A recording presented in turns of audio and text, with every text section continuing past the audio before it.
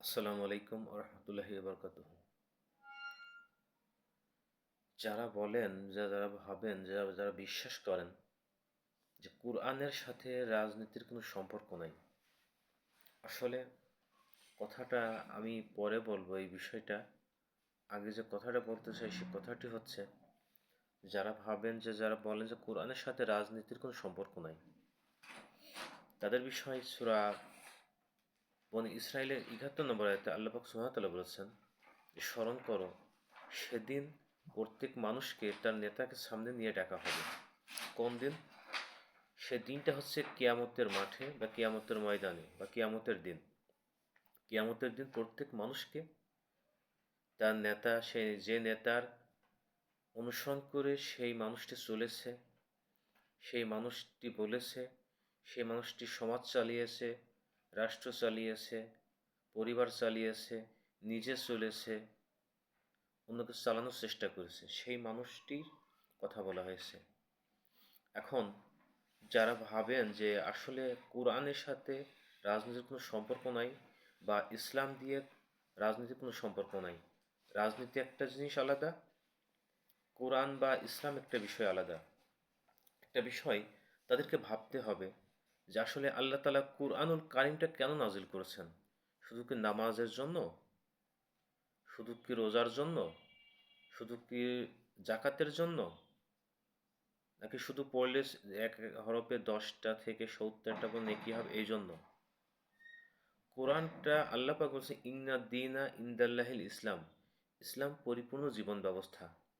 ইসলাম পরিপূর্ণ একটি কিতাব, জীবন ব্যবস্থা, জীবন পরিপূর্ণ, এক কথা পরিপূর্ণ জীবন ব্যবস্থা হচ্ছে ইসলাম। এই কিতাব বা ইসলামের বা কোরআনের এমন কোনো বিষয় নেই, আল্লাহ তাআলা বলছে কোরআনে এমন কোনো বিষয় নেই যা আমি এমন কোনো সমস্যা পৃথিবীতে আসবে না যে সমস্যার সমাধান আমি কোরআনে দেয় নাই।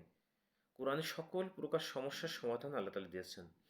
আরেকটা আয়াত যদি সূরা হজের ৪১ নম্বর আয়াতে লক্ষ্য করেন আপনারা, রাষ্ট্র পরিচালক কেমন হবে, রাষ্ট্রপ্রধান কেমন হবে, রাষ্ট্র কেমন হবে সেই বিষয়ে আল্লাহ পাক সুবহানাহু ওয়া তাআলা স্পষ্ট জানিয়েছেন।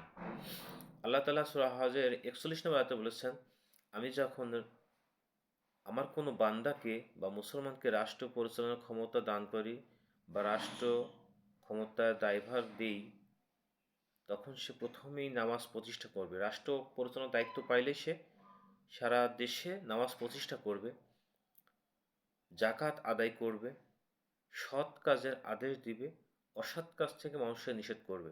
দেখুন, এই 4টি কর্মসূচি যদি একটা মানুষ বা একটা রাষ্ট্রপ্রধান এই 4টি কর্মসূচি যে হাতে নেয়, সেই দেশে অশান্তি বলে আর কোনো কিছু থাকে না। কারণ নামাজ ফাহিশা কাজ থেকে মানুষকে বিরত রাখে। প্রথমে নামাজ প্রতিষ্ঠা করবে। নামাজটা যদি মানুষ ভালো করে বুঝে শুনে জেনে পড়ে, নামাজের অর্থ বুঝে যদি মানুষ নামাজ পড়ে, দেখবেন মানুষ পরিবর্তনের সময় লাগবে না। জাকাত আদায়, একটা দেশের সবচেয়ে যে সমস্যা সৃষ্টি হয় মানুষের, জাকাত, এক কথায় মানুষ কেউ দেখেন মানে আঙুর ফুলে কলা গাছ হয়ে যাচ্ছে আর কেউ না খেয়ে রাস্তার ধারে বসে আছে। এই বৈষম্য যদি দূর করা যায়, রাষ্ট্র তো এমনিতেই সুখ শান্তি বিরাজ করবে। এজন্য নামাজ প্রতিষ্ঠার পরপরই জাকাতের কথা বলা হয়েছে এবং সৎ কাজের আদেশ, অসৎ কাজ থেকে নিষেধ। সৎ কাজের আদেশ যদি যে রাষ্ট্রপ্রধান করে, রাষ্ট্রপ্রধান যদি সৎ থাকে, সঠিক পথে থাকে এবং অন্যায় কাজ থেকে, অন্যায় পথ থেকে মানুষকে বিরত রাখতে পারে, সেই রাষ্ট্রে অশান্তি থাকার কথা না। এই জন্য আমাদেরকেও সবসময় মনে রাখতে হবে যে মানুষদেরকে ভালো পথে আনার জন্য কোরআনের বিধিবিধান ছাড়া, মানুষকে জান্নাতমুখী করা ছাড়া, পরকালের ভয় ছাড়া কোনো মানুষ কখনো ভালো হতে পারে না। মানুষকে ভালো করতে পারে শুধুমাত্র একটি মাত্র পথ, সে পথ হচ্ছে পরকালীন পথ। একটি মাত্র মত, সেটা পরকালীন মত।